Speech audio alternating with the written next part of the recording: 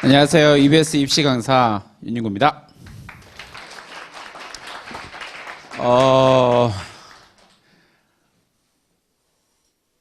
정유빈 선생님 등장했을 때보다 박수 소리도 적고 환호성은 아예 없고 집에 가야겠네요. 다시 윤윤구입니다.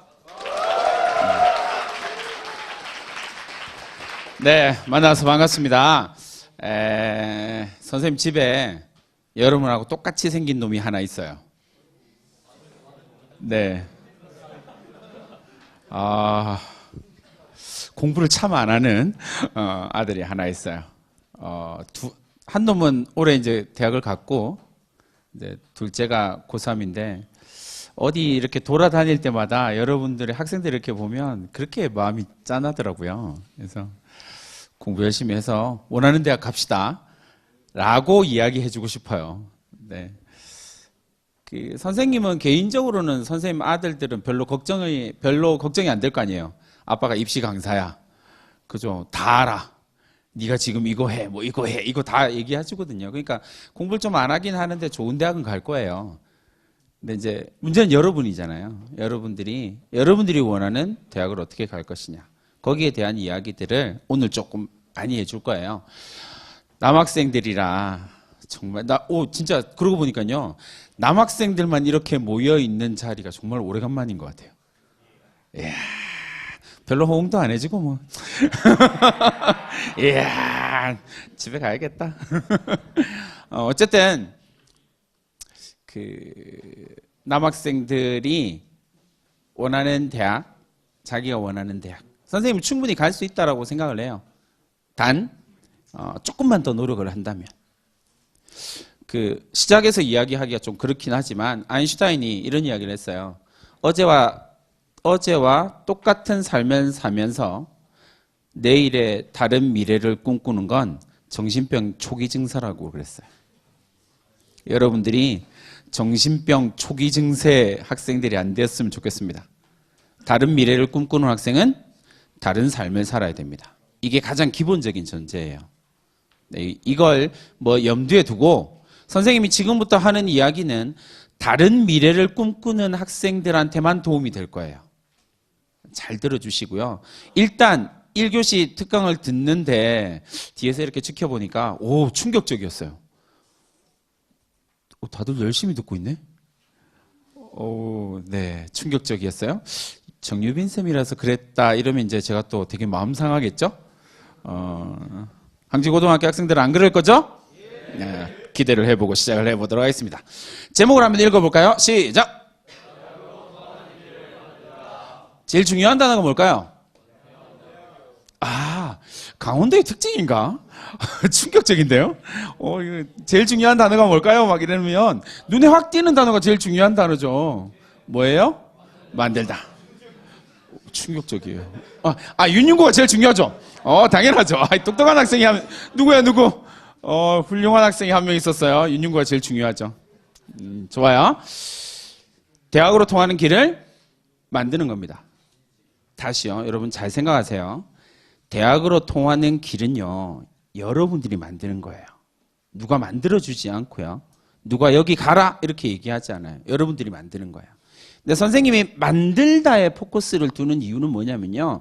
지금 입시는 100% 전략입니다. 100%요. 100% 전략입니다. 그러니까 여러분들이 어떤 전략도 가지지 않은 상태에서 정말 열심히 할 거예요. 남학생 특징이죠. 열심히 할 거예요. 지금부터 오늘부터 공부할 거예요. 몇 번쯤 이야기했는지 양심에 손을 얹고 생각을 해보시면 되겠죠. 단순하게 열심히 공부하는 건요. 1980년대 스타일이에요. 대학 못 가요. 수능형 인간이 아니거든요. 수능형 인간의 핵심은 뭐냐면요. 전략이에요. 어떤 목표를 가지고 어떤 순서를 밟아서 무엇을 할지를 정하는 거예요. 선생님 첫째 아들은 되게 공부를 좀 좋아해요. 좋아하니까 잘하게 되겠죠? 그래서 이 학생은 정시로 대학을 갔어요. K대학. 전시로 대학을 간 K대학 많아요, 종류. K대학을 갔는데 정유빈 쌤이 나온 그 대학이에요. 근데 선생님이 이렇게 입시 전략을 짜면서요. 가나다군을 쓰면서 다군은 아예 안 썼으니까 가나군을 쓰면서 하나는 정말 최고로 높여서 썼고요. 두 번째는 성적에 딱 맞춰서 썼어요. 성적에 딱 맞춰서 쓴 건 뭐냐면 예비번호를 받는 거거든요. 자기 능력치 최대치를 쓰는 것. 선생님이 선생님 아들과 막 이야기하다가 예비번호 너 몇 번? 그래서 너의 합격 발표는 며칠 날 날 거야를 맞췄어요. 이게 전략에 해당되는 거야. 아는 만큼 보이게 되거든요. 그러니까 여러분들도 지금부터 여러분들이 지금 선생님이 이야기해 주는 내용은 딱 여러분들이 알아야 할 만큼만 얘기해 줘요. 근데 그거를 여러분들이 실제로 실천을 하는 게 되게 중요해요. 해보는 거. 진짜 될까? 됩니다. 선생님이 부탁하고 선생님이 이야기한 것들을 했는데 그래도 막막하면 선생님한테 연락하세요. 얼마든지 도와드릴 수 있어요. 그러니까 일단 하세요. 지난달에 2월 달이죠. 전라도에서 모 학생이 엄마와 함께 선생님 학교 앞으로 왔어요. 상담받겠다고. 도와줬어요. 열심히 도와줬죠. 얼마든지. 그거를 해내는 게 되게 중요해요. 여러분들은 올 필요 없어요. 지금 여기서 얘기해 주니까. 그러니까 하세요. 그러면 만들어집니다. 일단 고3들한테 제일 많이 듣는 말입니다. 특히나 남학생한테 많이 듣습니다. 왜요? 남학생은 이놈의 수시를 잘 안 쓰려고 그래. 선생님 아들도 수시를 안 쓰는 이유가 야, 너 지난번에 이 책 읽었잖아. 근데 왜 학생부에 없지? 아, 맞다. 야, 너 이 봉사활동 몇 시간 한 거 너 어디 갔니? 아, 맞다. 아, 진짜. 부글부글. 이 얘기 다음에 나오는 이야기가 이거예요. 정시에 올인하시겠다고요. 제발 참아주세요. 제 학생들은요, 대부분 안 된다라고 생각하시면 돼요. 왜냐하면 지금 여러분들이 고3 수험생으로서 살아가는 요 시기에 학교에서 축구하고 막 이러고 있을 시기에 저쪽 산에서는 강제로 머리 깎이고요. 하루 종일 처박혀가지고 새벽 6시에 기숙사 문이 열리고요. 그리고 문이 닫혀요. 못 들어가요. 그리고 새벽 1시에 문이 열려요. 그때 들어가요. 그 안에는 들어갈 수가 없어요. 그렇게 공부하는 애들이 무지하게 많아요. 9번의 실패를 경험하고 이를 부득부득 갈고요. 산속에 처박혀서 공부하는 애들이요. 수능 5개 틀렸는데요. 그런 애들이 수두룩이에요. 그런 애들과 어디에서 만나겠다고요? 정시에서요? 참아주세요. 제 학생은 90%가 수시라고 생각하시면 돼요. 수시에서 길을 찾아야 돼요. 그게 맞거든요. 작년, 올해 연대가 최상위권 대학이라고 하는 연대가 최저를 올해 싹 없앴어요. 전 전형에서 수능 최저학력 기준을 싹 없앴거든요. 이유가 뭘 것 같아요? 이제 곰곰이 한 번만 생각해 보면 돼요. 이유가 뭘까요? 수능 최저를 없앴을 때 누구한테 유리할까요? 면접관은 왜 유리하죠? 이거 충격적인데? 수능 최저를 없으면 면접관이 유리해요. 어느 포인트인지 잘 모르겠네요. 어쨌든 수능 최저를 없었을 때 제일 유리한 집단은 재학생 집단이에요. 무조건이요.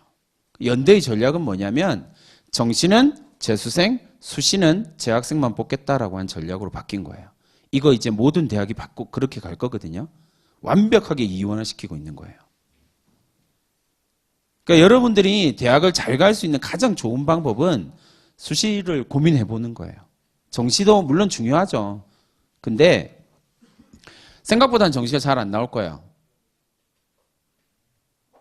뒤에 부모님들이 두 눈을 부릅뜨고 계시는데 중요한 정보를 하나 드려야죠. 월요일 날 3월 학평 성적표가 나왔습니다. 부모님들 못 보셨죠? 네. 가방 안에 어디 있을 거예요. 구깃구깃. 야, 성적표 내놔! 이러면, 무담임 선생님 이상해. 안 줘! 막 이래요. 가방에 있습니다. 구석탱이에 이렇게 찾아보시면 성적표 월요일 날 나왔습니다. 술렁술렁 하고 있죠, 지금. 큰일 났어요. 월요일 날 나왔습니다. 3월 학평 성적을 보고 난 다음에 되게 고민스러울 거예요. 어떻게 해야 될까? 3월 학평은요, 40만 명이 봤습니다. 전국에서 40만 명의 학생이 봤거든요. 고3 학생들이, 여러분들이 작년의 학생들, 지금 이제 대학교 1학년이 된 학생들과의 차이점이 뭐냐면, 여러분들이 그 학년의 형님들보다 5만 명이 적어요. 그러면 경쟁률은 어떻게 될까요? 당연히 떨어지겠죠. 근데 작년이 불수능이었어. 내가 원하지 않는 대학을 억지로 가야 돼서 간 학생들이 무지하게 많아요. 그리고 지금까지 수능 역사를 분석을 해보면 불수능 다음 해에 반드시 물수능이었어요. 자, 그러면 이제 대학을 간 학생들은 이런저런 5만 가지의 걱정들이 막 생각들이 다 들겠죠. 그리고 뭘 할까요? 반수를 선택합니다.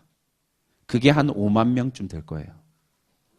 그러니까 작년이랑 경쟁률 똑같다고 생각하시면 돼요. 쌤이라고 생각하시면 돼요. 근데 보세요. 작년 6월 모평에 수능을 모평을 본 학생이 52만 명이에요. 몇 명이 늘었어요? 12만 명이요. 그러면 12만 명에는 1등급도 있고 9등급도 있겠죠. 놀라운 사실은 9등급도 재수를 한다는 사실이에요. 충격적이죠. 내가 뜯어말리는데, 항상 뜯어말리는데 9등급도 재수를 한다는 사실이에요. 그럼 보세요. 1등급부터 9등급까지 12만 명을 쭉 나눠서 여러분하고 딱 넣으면 제 학생들은 자연스럽게 밀립니다. 왜냐하면 걔들이 상위권 학생들, 하위권 학생들은 아무 문제가 안 돼요. 근데 상위권 학생이 문제가 되는 거잖아요. 왜요? 얘들이 언제부터 어느 대학에서 움직이냐면 한 4년, 5년쯤 전에는요. 이제 수시를 쓸 수, 대학별로 수시를 쓸 수 있는 개수가 거의 한개였어요. 그래서 서울대, 연대, 고대, 그 다음에 서강대, 성대, 한양대까지가 6번째 대학이 한양대였어요. 그래서 성적 괜찮은 애들이 전부 다 한양대를 마지막 보험으로 써요. 그리고 한양대 다 떨어지고 한양대 붙으면 반수를 해요. 내가 이런 대학에서 내 인생을 낭비할 수는 없지 이러면서 되게 짜증나는 이야기를 막 쏟아내면서 반수를 해요. 난 한양대 가고 싶은데, 그죠? 근데 놀라운 사실은 이제 상위권 대학에서 쓸 수 있는 학종이나 수시의 개수가 늘어났다는 사실이에요. 그래서 서울대 하나, 서울대 2개까지 쓸 수 있거든요. 서울대 하나 내진 2, 연대 3개 쓸 수 있어요. 연대 3개, 고대 하나 내진 고대 2, 뭐 이렇게 쓰면 6개가 끝나요. 아니면 마지막으로 정말 불안하니까 성대까지 쓸 거야. 서강대 쓸 거야. 이렇게 가거든요. 근데 다 떨어졌어. 앞에 거 5개 다 떨어지고 6번째 대학에 딱 붙었어. 어디야? 성대, 서강대. 와, 내가 이런 대학을 다녀야 된다고?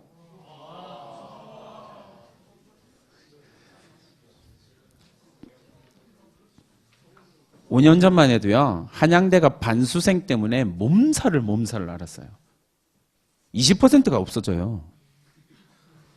반수하겠다고. 왜 잘 아냐면 선생님이 한양대학교 부속고등학교 교사거든요. 선생님 같은 제 다니거든요. 입학처장이 죽으려고 그랬거든요. 지금은요, 한양대에서 안 빠져요.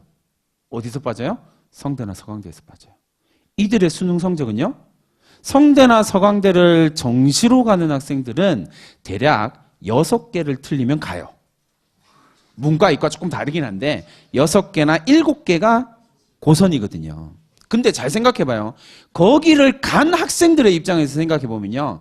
거기서 한 문제를 더 맞추면 스카이예요. 억울할까요? 안 억울할까요? 당연히 억울하죠.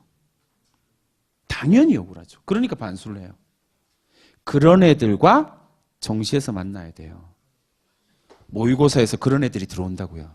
그러니까 대체로 6월 모평은요. 여러분들이 고3 생활 가운데에서 가장 낮은 점수를 받아요. 이 성적에서 또 떨어진다고요? 네. 선생님 말도 안 돼요. 더 떨어질 성적이 없는데요. 떨어져요. 놀랍게도. 있더라고요. 그리고 9월 모의평가에는 반수생이 들어와요. 재수생이 아니라 반수생. 금방 얘기했던 뭐 성대, 서강대, 한양대 막 이런 애들이 반수하러 들어와요. 그러면 여러분들의 성적은 더 떨어져요. 선생님 거짓말하는 게 아니고요. 자료를 안 보여주긴 했지만 서울에 있는 재학생 성적을 그래프로 그리면 전부 다 우하향 곡선이에요. 놀랍게도요. 쉽지 않아요. 그러니까 여러분들이 생각하는 것보다 훨씬 더 많이 공부를 해야 돼요. 그게 첫 번째요. 그래서 실제로 9월 모평에는요, 재수생은, 반수생은 조금 늘고요. 그 다음에 재학생은 조금 줄어들어요. 이제 9등급, 8등급 재학생 봤던 학생들이, 나는 이건 아닌가 봐. 이건 좀 그런데, 뭐 이러면서 이제 빠져나가요. 그리고 재학생 숫자는 줄고 재수생 숫자는 늘거든요. 그리고 실제 수능에서는 비슷한 숫자예요. 53만 명인데, 비율은 22.4%가 돼요. 재수생, N수생의 비율이요. 갑자기 훅 올라가거든요. 누굴까요? 대체로 머리 깎고 산에서 공부하던 사람들. 절간에서 막 이렇게 있잖아요. 방 잡고 공부하던 사람들. 두 번째 스타일. 이번에 수능 만점 받은 사람 중에 한 명이 등장했죠. 필승 이러면서 군대에서 수능 공부를 하고 그리고 수능 만점을 받았어. 얘들은 6월 모평, 9월 모평 안 치거든요. 수능이 갑자기 나타나요. 그리고 야, 수능은 다 맞는 거지. 막 이런 이야기를 해요. 기분 나쁘게. 요즘 군대가 얼마나 좋으냐면 수능 공부를 하겠다 그러면 공부할 수 있는 환경을 만들어줘요. 안 돼요. 그러니까 좀 많이 고민을 해보셔야 됩니다. 이거는요, 2019학년도에 작년 수능을 쳤던 학생들의 성적을 데이터를 분석해 본 거예요. 국어 과목이고요. 보시면 3월 모평 다른 과목도 똑같아요. 비슷하거든요. 3월 모평에서 1등급을 받은 학생이 수능에서 성적이 떨어지는 비율이 63%예요. 여긴 N수생, 재수생 다 빼고요. 누구만? 물론 이건 한계는 있어요. 서울에 있는 재학생들이에요. 그러니까 지방에 있는 재학생들까지 합치면 유지 비율이 반토막이 나요. 심각하죠. 자기 성적 유지하는 비율. 3월 학평이 수능 성적이라고 뻥도 그런 뻥이 없어요. 그거 유지하면 진짜 대단한 거예요. 재학생들은요, 강원도 지역은 따로 분석을 안 해봤는데 어쨌든 전체적으로 봤을 때는요, 자기 성적 유지하는 비율은요 15% 정도 돼요. 남학생들도 이게 있어요. 15% 정도 돼요. 선생님 15%나 되나요? 제가 거기 들어가죠? 이런 놀라운 자신감을 가져요. 그리고 축구를 하더라고요. 나 이것들 정말 어마어마한 노력이 필요해요. 하나 더 보여드릴게요. 이건 수리가형이에요. 수리가형은 대한민국에서 공부를 가장 잘하는 고등학생들, 재학생들이, 여긴 재학생들이 많으니까 고등학생들이 다 모이는 곳이에요. 그죠? 여기는요, 6월 모평에서 1등급을 받은 학생이 수능에서 1등급 받는 비율 43.5%. 조금 높죠. 어디이기 때문에요? 서울이기 때문이에요. 이거 실제로 전국으로 비교해 보면 조금 더 낮아져요. 생각보다는 쉽지 않다라는 거죠. 이건 수리가형의 특성 때문에 조금 나타나는 현상이기도 하거든요. 그러니까 여러분들의 성적을 유지하는 게, 지금 성적을 유지하는 것도 생각보다는 쉽지 않다는 거예요. 왜냐하면 지금 등급은 재학생끼리의 등급이거든요. 학원 다니는 재수생들은 어떻게 하냐면요. 여러분들 모의고사 며칠 날 쳤어요? 3월 학평 며칠 날 쳤어요? 7일 날 쳤죠? 재수생들은 3월 9일 날 학원에서 쳐요. 그리고 여러분들의 성적 데이터랑 비교해서 분석을 해내거든요.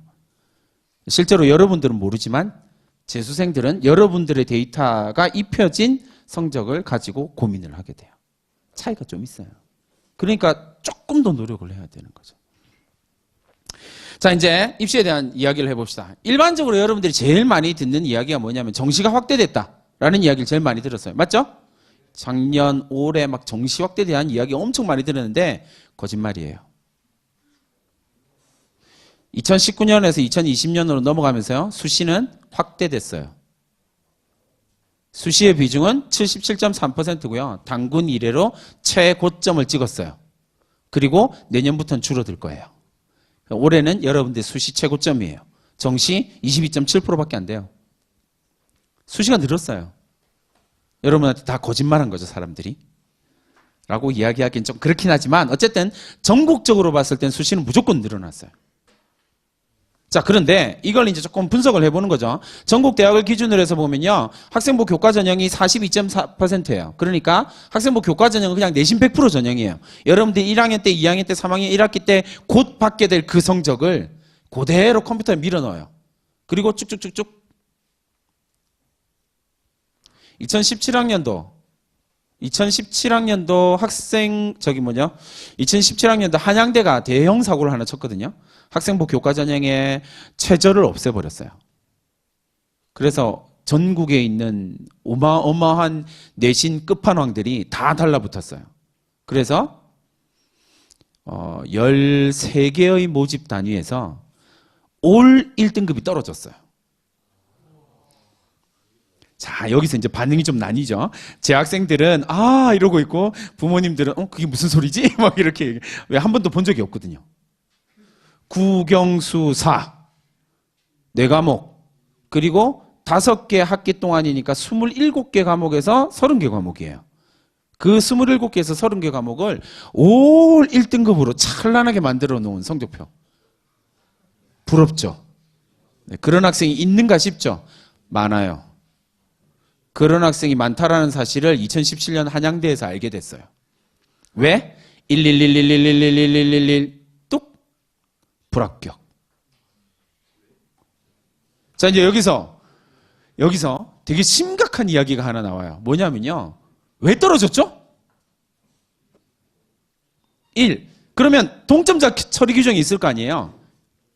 그죠? 이과로 이야기해 볼게요. 이과 수학 점수 올 1. 그러면 2단계 동점자 처리 영어 점수 올 1. 3단계 국어 점수 올 1.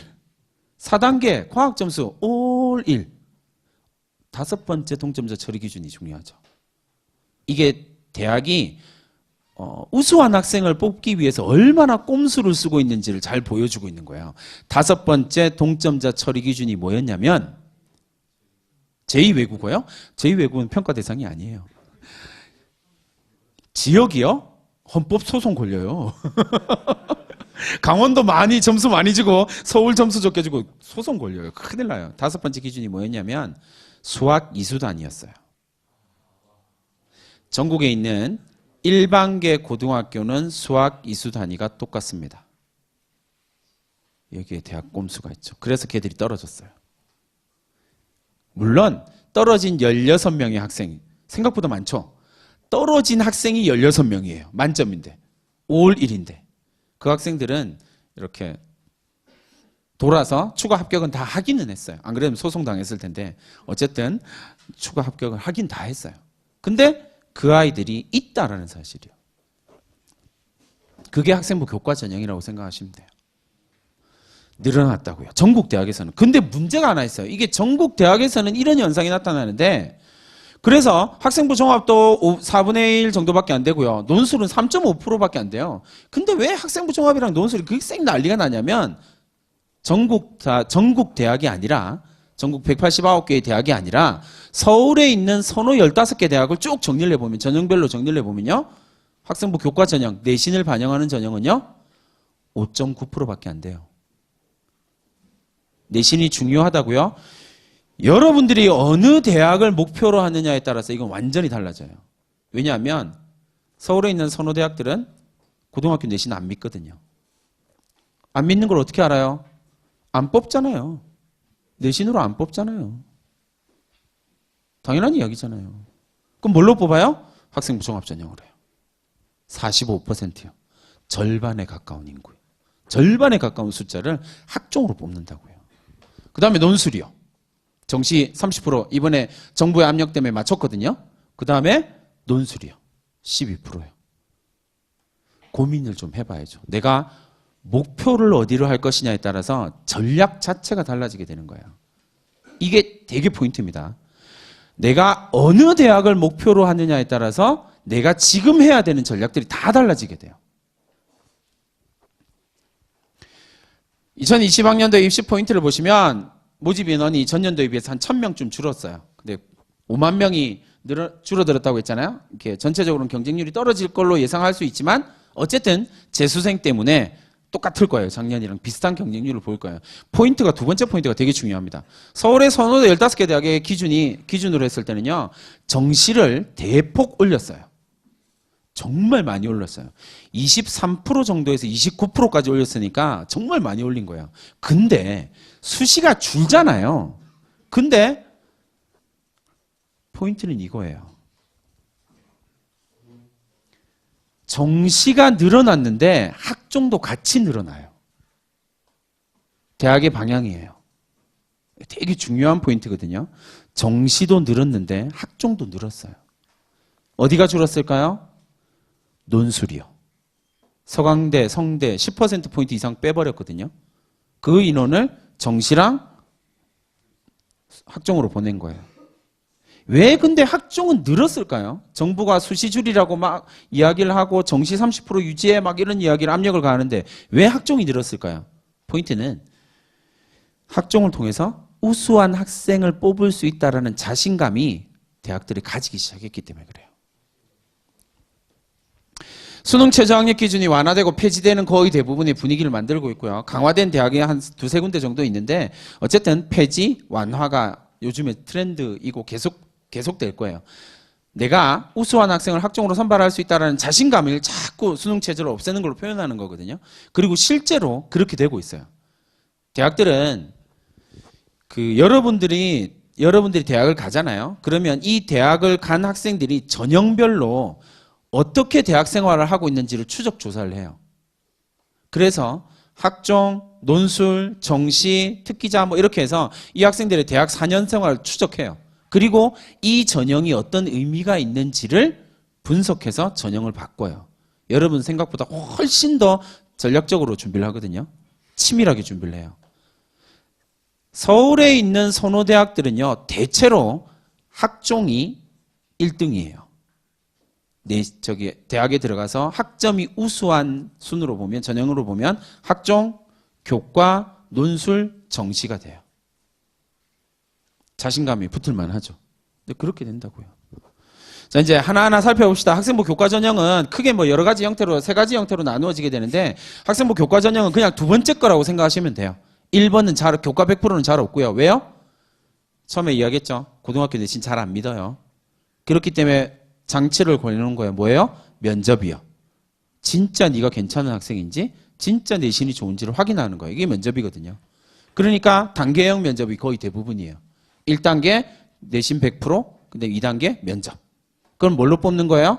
그냥 그 비슷한 내신에서 면접으로 뽑는 거예요. 학생부 교과 전형에서 면접으로 뒤집는 비율은 40%가 넘어요. 생각보다 많이 뒤집어지는 거예요. 학생부 종합 전형보다 면접으로 뒤집는 비율이 훨씬 높거든요. 이 부분을 좀 잘 고민해 보시고요. 강원대학교 같은 경우는 이제 올해 수시를 조금 늘렸어요.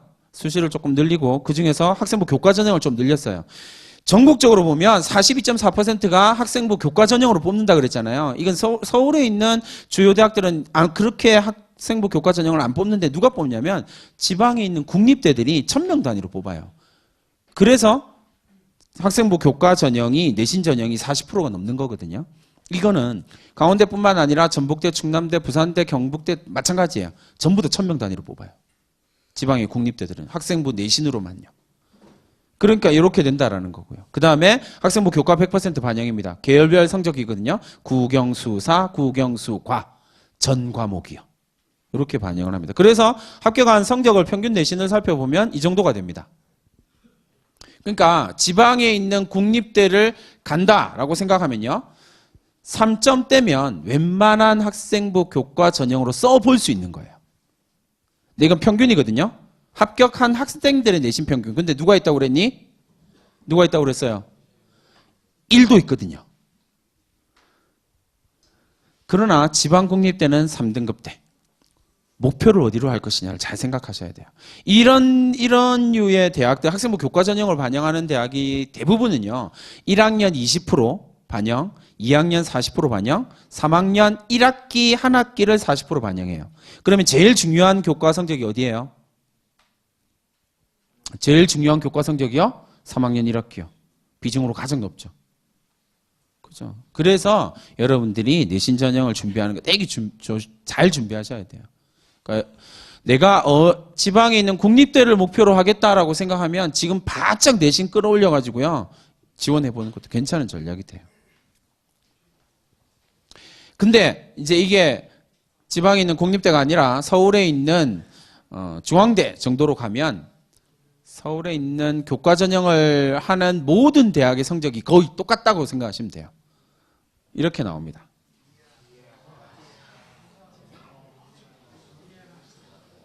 자, 그러면 중앙대학교 미디어 커뮤니케이션 학과 1.27, 28개 과목에서 2등급 2개, 3개 이렇게 되는 거거든요. 힘들어요. 황지고등학교에는 1.27 내신이 있을까요? 있어요? 네. 중앙대 학생부 교과 전형이에요. 쉽지 않아요. 그러니까 실제로 이건 등급 평균이니까 문 닫고 들어가는 학생은 1.5쯤 되겠죠. 1.5나 1.6쯤 되겠죠. 그래도 보기 힘든 전형이죠. 이렇게 돼요. 그러니까 실제로는 쓰기가 쉽지 않은 전형이에요. 그래서 모든 전형을 통틀어서 경쟁률이 가장 낮은 전형에 속해요. 왜? 쓸 수 있는 학생이 별로 없거든요. 7대1 정도 돼요. 조금 높으면 10대1까지 가는데 10대1 가는 학과는 거의 없고요. 7대1, 4대1에서 7대1 정도의 경쟁률을 보여요. 실제로는 그렇게 많이 쓸 수는 없다라는 거죠. 두 번째 전형은 학생부 종합전형입니다. 학생부 종합전형은요, 학생부 종합전형이 어떤 전형이냐, 어떤 학생을 뽑으려고 하느냐, 이걸 이제부터 아는 게 되게 중요하거든요. K대학입니다. 오늘 K대학이 좀 많이 나오네요. K대학입니다. K대학의 학생부 종합전형 안내 책자를 쫙 넘겨보면 첫 페이지에 뭐가 나오냐면 이게 나옵니다. 어떤 학생을 뽑으려고 하냐면요, 이런 학생을 뽑으려고 해요. 21년 동안 교사 생활하면서 한 번도 본 적이 없는 학생입니다. 앞으로 볼 수 있는 가능성이 제로라고 생각하는 학생이에요. 없어요. 이런 학생이 어디 있어요. 대학도 알까요? 모를까요? 알아요. 세상에 고등학생이 자기주도적으로 미래를 설계하고 목표를 이루기 위해 노력한대요. 일단 앞에를 빼고 목표를 이루기 위해 노력하긴 하겠지만, 그죠? 없어요. 대학도 알아요. 그냥 대학의 목표는 뭘까요? 네 번째예요. 선생님이 이래서 이 K대학을 되게 좋아해요. 엄청 솔직하거든요. 189개의 대학 학생부 종합전형 책자를 다 봤는데 솔직하게 얘기한 대학은 여기밖에 없었어요. 그래서 나온 거예요. 학종으로 어떤 학생을 뽑기를 원한다고요? 졸업 후 대학을 빛낼 수 있는 학생이요. 이게 대학의 목표예요. 왜 복잡한 그 많은 전형을 만들어서 학생을 뽑으려고 할까요? 목표는 딱 하나예요. 졸업 후에 대학을 완벽하게 빛낼 수 있는 학생. 그러면 여러분들이 그 대학을 가고 싶다라고 이야기하면 어떻게 돼요? 내가 졸업 후에 당신의 대학을 완벽하게 빛낼 수 있다는 사실을 보여주면 돼요. 그걸 우리 뭐라고 그러냐면 우수한 학생이라고 이야기를 해요. 선생님, 전 안 우수한데요? 지금부터 선생님이 우수해지는 전략을 알려줄 거예요. 잘 적고 실천하세요. 적는 건 별로 문제가 아니고요. 제일 중요한 건 뭐라고요? 실천이요. 사회 보신 선생님 과목이 뭐예요? 국어 선생님이세요. 이제부터 국어 선생님을 최대한 괴롭히면 좋은 대학 갈 수 있습니다. 어떻게 괴롭히는지 알려드릴게요. 자, 이제 우수함이다라고 이야기를 하면요, 이 우수함이라고 하는 정의를 알아야 돼요. 어떤 게 우수한데? 라고 이야기를 하면 이렇게 이야기할 수 있겠죠. 여러 가지 다양한 표현을 쓰고 있지만 우수하다라고 이야기하는 건 대학은 공통적으로 학인 전발이다라고 이야기를 합니다. 이건 되게 중요해요. 남학생 시작. 이게 대학이 우수함이다라고 하는 규정 짓는 단어예요. 우수함은 뭐냐면요, 대학마다 용어는 조금 다르긴 한데요, 학인 전발이에요. 자, 학인 전발이 뭐냐면 이렇게 됩니다. 학업 역량, 인성, 전공 적합성, 발전 가능성. 이게 대학이 우수하다라고 이야기하는, 그러면 내가 우수하다라는 사실을 증명을 하려면 뭐 해야 될까요? 이 네 가지 중에서 여러분들한테 딱 맞는 걸 선택해야 돼요. 선생님, 남학생들은 항상 이런 이야기하고 나면 꼭 이런 얘기 나와요. 선생님, 전 이 네 가지를 다 가지고 있어요. 21년 동안 한 번도 본 적 없어요. 그런 학생은 없습니다. 존재하지 않는 학생이에요. 여기서 최대 2개. 하나, 둘. 이것 이상은 오바예요. 근데 사실 딱 정해져 있어요. 왜냐하면 인성은 서류를 알 수가 없거든요. 맞죠? 왜냐하면 여러분들의 학생부 쫙 보면 전부 다 좋은 말만 적혀 있잖아요. 미친 듯이 막 복도를 뛰어다니고 교실에서 축구한 놈한테 담임선생님이 뭐라고 적어줘요? 교우 관계가 원, 만, 하, 묘라고 적어준단 말이에요. 그렇죠? 바락바락 대들고 나한테 막 욕을 날리고 싶은 그 학생한테 담임선생님이 뭐라고 적어주냐면 자기 주장이 강하묘라고 적어줍니다. 그러니 인성을 어떻게 평가해요? 인성은 면접에서 평가하는 요소예요. 그거 빼고. 그러면 여러분들이 주장할 수 있는 건 학업 역량, 전공적 합성, 발전 가능한 3가지 중에서 몇 가지요? 최대 2가지. 가능하면 1가지에 집중하세요. 3학년이니까. 1가지. 어떤 역량을 보여줄 수 있지? 여기에 대한 고민이 있어야 돼요. 자, 그럼 학업 역량 하나만 살펴봅시다. 학업 역량이다 라고 이야기를 하면 1번은 우리한테 해당되는 거 없어요. 맞죠? 학기별, 학년별 성적을 고르게 유지하고 있나요? 저는 선생님 8등급을 고르게 유지하고 있어요. 마음이 아파요. 그러지 맙시다. 답. 제일 중요한 거예요. 요 근래 입시 학생부 종합 전형도 트렌드가 있거든요. 입학사정관들도 트렌드가 있어요. 그 트렌드에 맞는 건 3번이에요. 3번 읽어볼까요? 시작.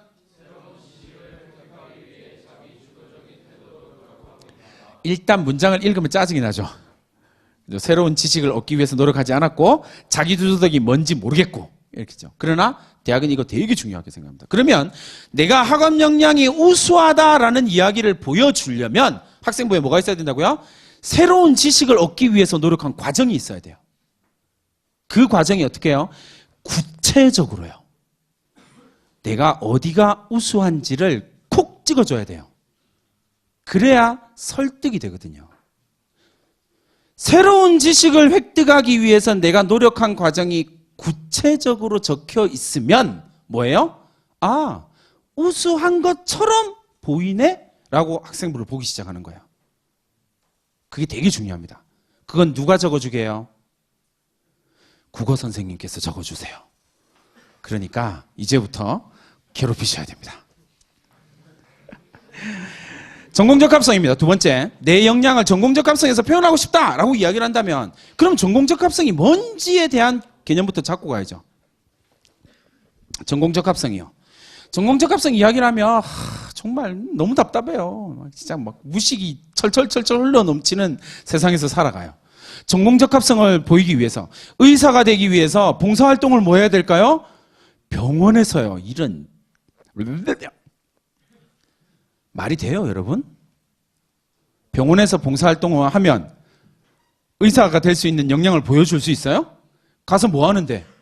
청소요. 아, 그럼 뭐 의사는 청소하는 사람이구나.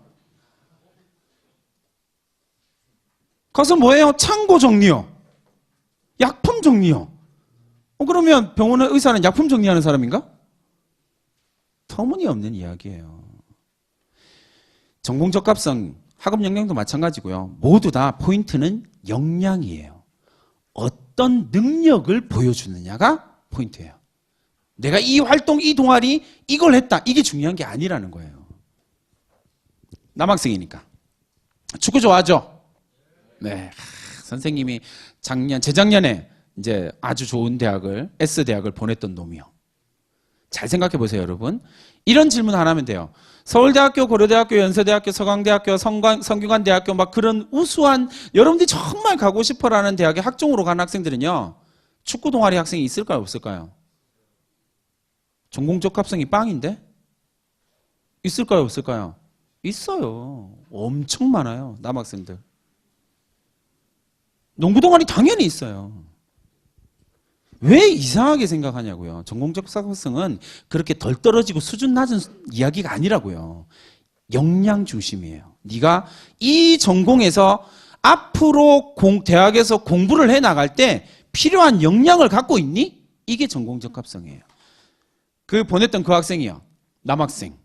축구의 미땡놈. 진짜 선생님이 살다 그렇게 축구에 처음 봤어요. 동아리. 축구 동아리. 자율 동아리. 3대3 축구 자율 동아리.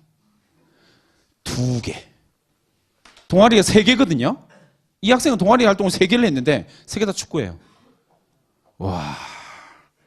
그냥 유럽에 있는 축구 선수를 달달달달달 외워요. 진짜 탁월한 학생이에요. 진짜 머리 좋아요. 왜요? 그걸 다 외우고 있잖아요. 머리가 나쁜 게 아니에요. 공부 조금 못하긴 했지만 머리가 나쁜 게 아니에요. 그럼 어떻게 하면 돼요? 그 학생이 가지고 있는 전공적 합성을 끄집어내기 위해서 이야기를 야, 너 축구 뭐 했니? 3년 동안 축구했는데 골키퍼였거든요. 너 뭐 했어? 골키퍼요. 그럼 골키퍼가 가져야 될 가장 탁월한 능력은 뭐니? 근데 이제 대체로 일반계 고등학교에서 동아리에 세특에다가 뭘 적어주냐면요. 축구 동아리야. 그럼 뭐라고 하냐면 코너링을 잘하고 킥이 잘하며 패스 능력이 탁월함. 축구 선수 뽑냐고요. 축구 선수 뽑냐고요. 아니라니까요. 그런 게 적히면 안 된다고요. 뭐 해야 돼요? 이 학생이 너 질문하는 거예요. 너 골키퍼 활동을 하면서 골키퍼가 가져야 될 가장 탁월한 능력이 뭐라고 생각하니? 뭐 이런저런 이야기를 해요. 막 이야기를 하다가 선생님이 필요로 하는 대답이 나와요. 골키퍼는요. 축구장 전체를 쳐다볼 줄 알아야 돼요. 자기 빼고 20명의 선수가 어떻게 저쪽 골키퍼가 뛰어나오는 일은 거의 없으니까 20명의 선수가 어떻게 움직이는지를 봐야지 내가 어떻게 방어하고 어느 선에 서 있을지가 보이거든요. 그걸 바꿔주면 돼요. 그걸 학문에서 뭐라고 그러게요? 전체 축구장 전체를 쳐다보는 그 능력을요. 거시적 관점이라고 이야기를 해요. 이 학생은 고등학교에서 동아리 축구 동아리 활동을 하면서 어떤 능력을 키운 거예요? 거시적 능력을 키운 거예요. 크게 쳐다보는 능력을 키운 거예요. 그러면 이 학생은 어느 과를 가야 될까요? 경제학과, 거시경제학, 행정학과 가서 뭐 해야 돼요? 정책 만드는 사람이요. 국제학부, 그죠? 전 세계의 문제를 해결하기 위한 거시적 관점을 가지고 있는 사람. 이게 능력이고 이게 전공 적합성이라고요. 그걸 키울 수 있어야 된다. 그걸 보여줘야 돼요. 어떻게 해요? 와, 예뻐요. 이런 거 말고요. 어떻게 예쁜지를 설명을 해내야 돼요. 어떻게 우수한지가 구체적으로 해요. 그게 필요하다는 거예요. 이게 전공 적합성이거든요. 학종이 어떻게 평가되는지 평가 방식을 이해하는 건 되게 중요해요. 근데 학종은 평가는요, 딱 2가지로 나눠요. 근데 횡단평가가 있고요. 종단평가가 있어요. 횡단평가는 뭐냐면 옆으로 쭉 가는 거예요. 1년 동안 이 인간이 뭘 했는지를 보는 거예요. 1년 동안 이 학생이 자율활동, 자율활동, 봉사활동, 동아리활동, 뭐 교과세특 이렇게 해서 1년 동안 이 학생을 검증하는 거예요. 그러면 1년 동안 1학년 때 검증, 2학년 때 검증, 3학년 1학기 검증, 3번의 검증, 횡단평가가 이루어지겠죠. 그 다음에 대학이 하는 일은 뭐냐면요. 이걸 종단으로 쪼개요. 5개 학기로 나누는 거야. 그래서 이 학생이 5개 학기 동안 어떻게 활동을 하고 있는지를 분석을 해요. 종단평가를 하는 거죠. 잘 안 와닿죠? 사례 하나만 보여드릴게요. 1학년 때 담임선생님이 차별화된 도전, 학업 성적이 우수하고 원만한 교우관계를 갖고 투철한 봉사정신을 가지고 있다라는 이야기를 종합의의에 써주셨어요. 네, 가장 일반적인 형태죠. 종합의의에 되게 많이 들어가는 단어들이거든요. 2학년 때 담임선생님이 이렇게 적어줬어요. 창의 아이디어 동아리에서 예체능 소질이 있고 적극적인 자세를 가지고 많은 독서량을 가지고 있습니다. 라고 사실 크게 특별할 거 없는 내용을 적어주셨어요. 3학년 때 이 학생이 수학을 조금 더 공부를 해서 수학 선생님을 열심히 괴롭혀가지고 수학 성적이 조금 올랐어요. 그러고 난 다음에 뭐예요? 이 학생이랑 수학 교과 선생님이랑 친해졌어. 그래서 많은 이야기를 하면서 이 학생이 새로운 문제풀이법을 시도한 거에 대해서 선생님한테 갖고 가서 막 검증을 받은 거예요. 그러면 이 선생님이 뭐라고 적어줘요? 새로운 문제풀이 방법을 시도했어. 라고 황지고등학교에서 딱 한 명한테만 그걸 적어주신 거예요. 그러면 이 학생이 나중에 뭐 하냐면요. 자기소개서에다가 저는 창의적인 사람입니다. 학생입니다. 를 적어요. 그러면 대학은 어떻게 해요? 종단평가 들어갑니다. 1학년 때 차별적인 도전을 했네? 창의성이 좀 있네. 2학년 때 창의 아이디어 동아리에서 활동했어. 창의성이 좀 있는 것 같네. 근데 3학년 때 이 결과 어떻게 됐어요? 새로운 문제풀이법을 시도했거든. 창의성 있네. 종단평가 누가 검증해 줬어요? 선생님 3분이 검증해 줬죠. 이건 사실이거든요. 여러분들이 학종을 준비할 때 제일 중요한 건 뭐냐면 학생부를 철저하게 옆으로 잘라보고요. 종단으로 잘라봐야 돼요. 그래서 나에게 독특한 능력이 뭔지를 찾아내는 게 되게 중요해요. 그런 능력 선생님 없는데요? 있어요. 무조건 있어요. 그걸 발견하지 못할 뿐이죠. 조금만 고민해 보면 나와요. 제가 선생님이 이제 학교에서 선생님이 가르치는 학생들하고 함께 하는 이야기예요. 항상 이런 질문을 던지거든요. 처음 했던 이야기요. 어제와 똑같이 살면서. 그죠? 바꾸세요. 이제 국어 수업 시간에 뭐 하라고요? 질문하세요. 수업 끝나고 난 다음에 선생님 쫓아가서 교무실까지 따라가서 질문하세요. 질문을 학기 중에 한 10번 정도만 하면 그 선생님이 정확하게 나를 인지합니다. 그리고 어떤 질문을 했는지를 어느 정도 추론하기 시작해요. 그 내용이 교과서에 적히면 여러분들의 학생부가 달라져요. 그럼 뭐가 나타나요? 구체적인 증거가 있거든요. 질문을 많이 했어요. 이게 되게 중요한 거예요. 방과후 학교 책을 열심히 읽는 거 되게 중요하고요. 방과후 학교 선생님하고요. 이거 하세요. 제발. 문제풀이 방과후 이런 거 말고요. 수능형 방과후 말고 3학년이지만 독서형 방과후 꼭 하나 하세요. 그래서 내가 정말 친한 선생님한테 가서요. 아니면 없으면 지금 만드세요. 남학생들이 남학생들만이 가지는 정말 강력한 무기가 있어요. 그게 뭐냐면 손편지예요. 왜? 이 반응 보면 알잖아요. 남학생들은 대체로 손편지에 경악을 해요. 아무도 안 써. 그럼 뭐예요? 나 혼자 쓰네. 선생님, 제가 말이에요. 수업 시간에 이러이러했는데 잘못했던 것 같아요. 이제부터 이렇게 하겠습니다라고 손편지 써서 교과 담당쌤한테 갖다 드리세요. 그리고 바꾸세요. 물론 그 교과 담당쌤은 여러분 편지가 무슨 말인지 못 들을 거예요. 글자를 알아볼 수 없을 테니까. 근데 중요한 건 정성이에요. 그게 변화의 신호탄이거든요. 그걸 하면 학교 생활이 바뀌게 되는 거예요. 탐구보고서 그렇게 쓰시고요. 그래서 새로운 궁금증을 가지고 또 선생님을 가서 괴롭히는 거예요. 그게 되게 중요합니다. 그리고 맨 마지막에 뭐 하라고요? 기록하라고요. 맞다 이런 거 하지 말고요. 궁금하면 되게 중요해요. 대학은 학생이 무엇을 궁금해했는지 되게 중요하게 생각하거든요. 진로가 바뀌어도 상관없고요. 뭐 아무 상관없는데 무엇을 궁금해했는지는 진짜 중요하게 생각해요. 그럼 여러분들이 궁금증을 표현할 수 있는 제일 좋은 방법이 뭐냐면요. 내가 어떤 책을 읽었냐예요. 내가 어떤 책을 읽었냐는 내가 무엇을 궁금해하는지를 정확하게 보여주고요. 그리고 정확하게 나의 지적 역량을 보여줍니다. 1학년, 2학년 때 학생부에 올린 책 수준을 생각해 보세요. 그걸 입학사정관들이 읽는다고 생각해 보세요. 충격적이죠. 안 돼요. 조금 수준 있는 책. 어떤 책이요? 이 정도 수준의 책이요. 자, 몇 권 읽었어요? 네. 빵권이 좀 있겠죠? 빵권 뭐 2권이 제일 많을 것 같아요. 이때까지. 저기 들고 있는 책 뭐예요? 좋아요. 이거 서울대학교를 지원한 합격한 학생 말고요. 지원한 학생들이 자기소개서 4번에 쓴 내용들을 쭉 순서대로 정리한 거예요. 그래서 1등 제일 많이 읽은 책, 제일 많이 기록된 책 미움받을 연기. 지원자예요. 합격자 아니에요. 지원자들이요. 그래서 4년 동안 쭉 봤더니 이렇게 됩니다. 우리나라 좀 무서운 나라죠. 왜? 똑같은 책만 읽어요. 사람이 수험생이 50만 명인데 책은 똑같은 것만 읽어요. 되게 무서운 나라예요. 왜냐하면 방금 여러분들은 안 그랬지만 부모님들이 뒤에서 이거 딱 보여드리면 제일 먼저 하시는 행동이 뭐냐면 1번 핸드폰 꺼낸다. 2번 찰칵찰칵. 3번 집에 가서 주문한다.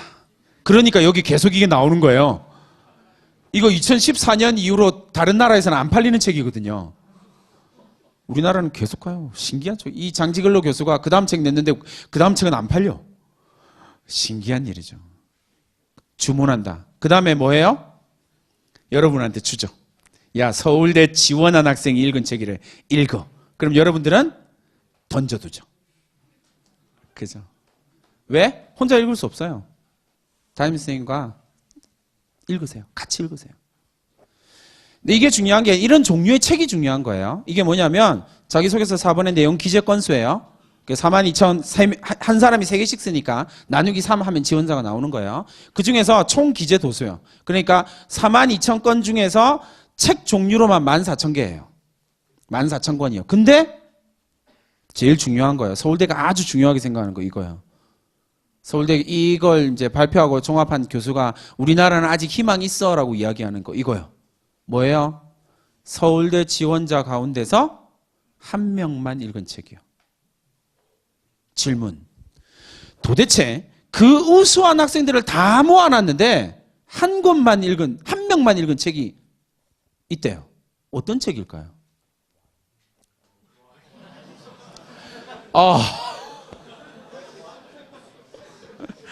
네.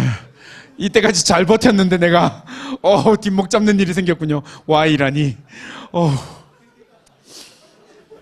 비슷한 수준의 책이 있어요. 그죠? 슬램덩크, 포켓몬스터 매년 한 권씩 나와요.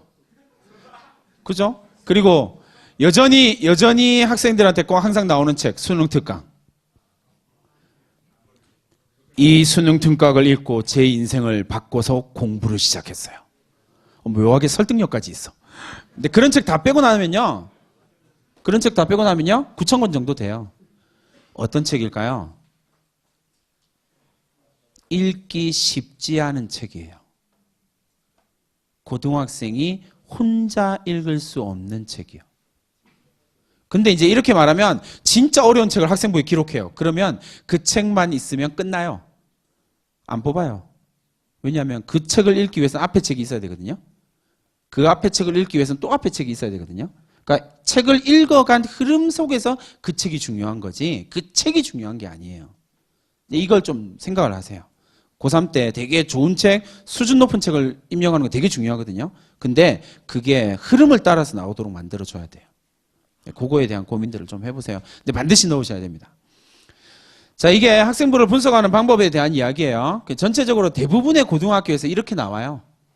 이제 이걸 이제 대학이 분석하는 방법들을 보여드릴게요. 학교 행사, 그 다음에 세부 활동, 학생 역량 평가, 학생 역량 발휘, 그리고 마지막으로 교사 평가예요. 뭐냐면 학생 임원 수련을 했고요. 그 안에서 프림 토익 특강, 프림 발표 교육을 했어요. 근데 학생이 뭔가를 하지 않았는데 왜냐하면 학생이 뭔가를 했다는 거 안 적혀 있거든요. 근데 교사가 뭐라고 했니? 협동심을 키웠대요. 거짓말이죠. 왜? 학생이 아무것도 했다라는 기록이 없거든요. 그러니까 거짓말이 돼요. 그러면 실제로 학생부를 평가할 때는 이 내용이 전부 다 블랭크가 돼요. 복사해서 붙여놓은 모든 내용은 빈칸으로 나와요. 학생부에서. 학생부 평가하는 입학사정관들 앞에 학생부의 내용 복사해서 붙여놓은 건 전부 다 빈칸으로 나오거든요. 평가 대상에서 제외해요. 그럼 여러분들의 학생부는 대체로 빈칸이에요. 복사해서 붙여놨으니까. 그걸 하지 말라는 거야. 구체적으로 내 이야기. 구체적으로 나의 능력이 드러난 무엇. 이걸 해야 돼요. 근데 이걸 하려면 선생님들이 엄청 고통스러우세요. 선생님의 고통은 모르겠고 여러분 대학을 가야 될 거 아니에요. 그죠? 이거 하세요. 이거. 내가 어떤 역량을 발휘했는지. 구체적으로 내 이야기. 나머지 싹 다 지우셔도 돼요. 원래 지워질 거거든요. 임원 수련회 활동, 무슨 교육 받았다, 뭐 했다 다 지우셔도 돼요. 다 지우고요. 내가 어떤 역량을 발휘했는지 구체적으로 한 줄, 두 줄, 세 줄. 그게 여러분들이 아주 우수한 학생으로 평가받게 돼요. 하나만 이야기해 줄까요? 재작년 2018학년도에 한양대학교 학종이 한양대학교 학종 잘 알죠? 산무라고 이야기를 해요. 한양대학교 학종 선생님 재단이죠. 선생님 재단이요. 이러니까 내 거 같네. 선생님이 속한 재단이에요. 뭐가 없냐면 최저 없어요. 최저 없어요. 그리고 면접 안 봐요. 자기소개서 없어요. 그리고 중요한 건 내신 안 봐요. 진짜 내신 안 봐요. 프로그램상으로 막혀 있어요. 볼 수가 없어요.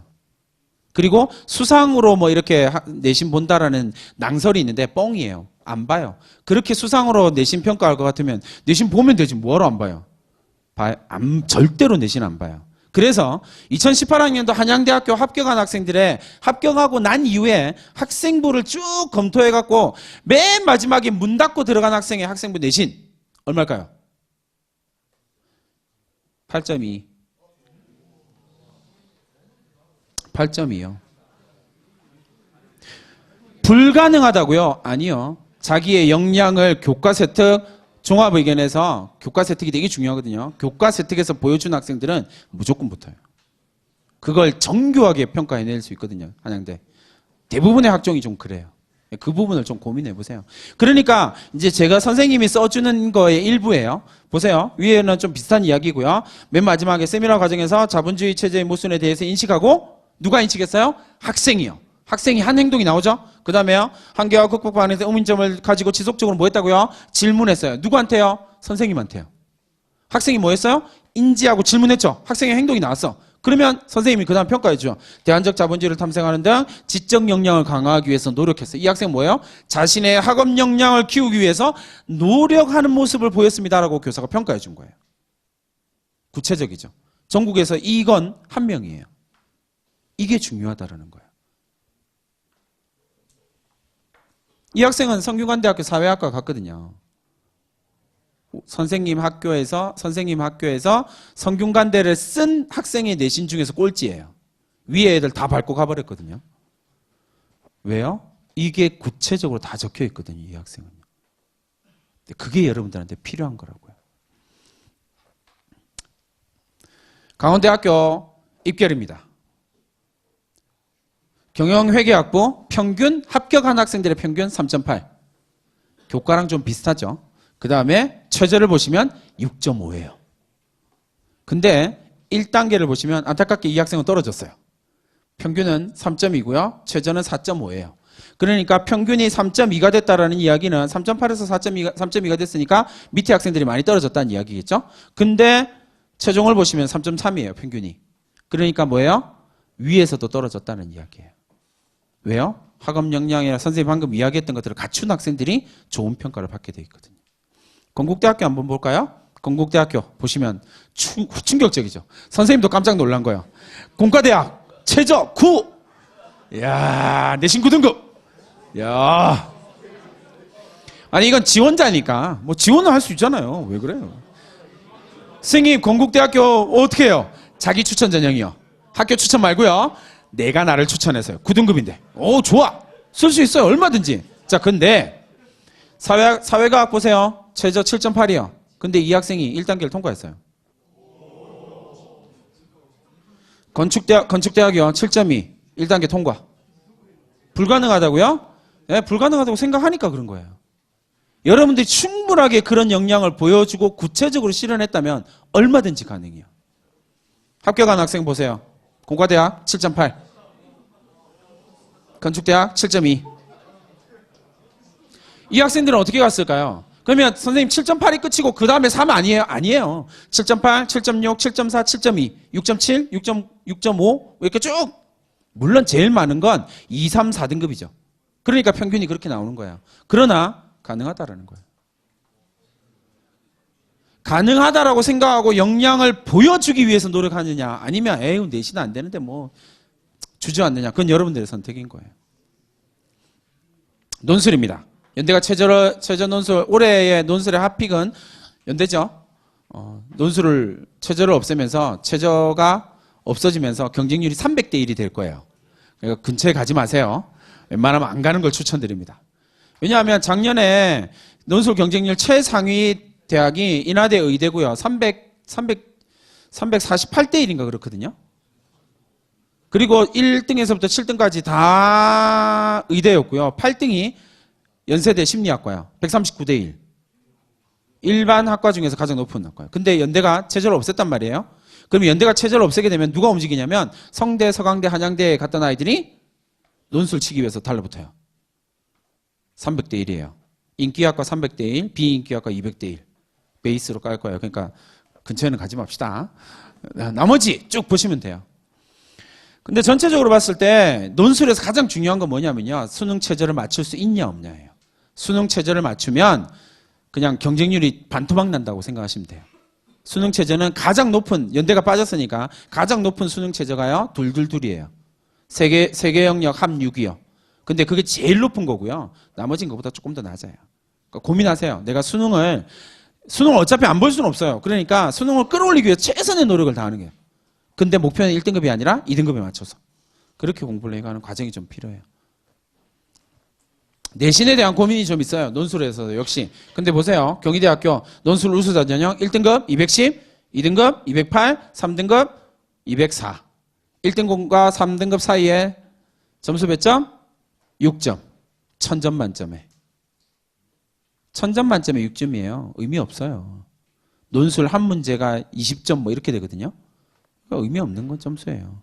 그러니까 조금 더 고민을 해보시고요. 제일 중요한 건 결국 여러분들이 어느 대학을, 어느 전형을 쓸 것인지를 확정 지어야 된다는 사실이에요. 지금. 꼭 나중에 그 대학을 안 가도 돼요. 근데 지금 확정 지어야만 전략이 나오게 된다는 거예요.